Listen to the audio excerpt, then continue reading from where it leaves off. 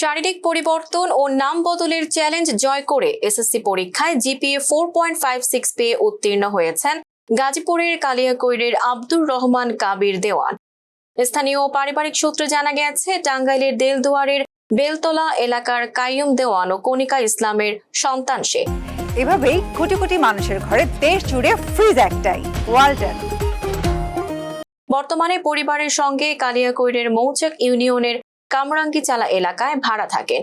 কে আক্তার নামে নিবন্ধিত হয়ে ধানসিঁড়ি পাবলিক স্কুলের বিজ্ঞান বিভাগ থেকে 2026 সালের এসএসসি পরীক্ষায় অংশ নেন তিনি। ফল প্রকাশের পর জিপিএ 4.56 পেয়ে এ গ্রেডে উত্তীর্ণ হন। পরিবার জানায়, 2025 সালের শেষ দিকে তার শরীরে ধীরে ধীরে বিভিন্ন পরিবর্তন দেখা দেয়। পরে চিকিৎসকের পরামর্শে পরীক্ষা নিরীক্ষার মাধ্যমে বিষয়টি সম্পর্কে নিশ্চিত হন তারা। মেয়ে থেকে ছেলেতে রূপান্তরিত হওয়ায় পরিবারের সিদ্ধান্তে তার নাম রাখা হয় আব্দুর রহমান কাবির দেওয়ান। ফল প্রকাশের পর বিষয়টি এলাকায় আলোচনার জন্ম দিলে বাড়িতে ভিড় করেন উৎসুক জনতা। তানসিবা নওরিন, ফেস দ্য পিপল।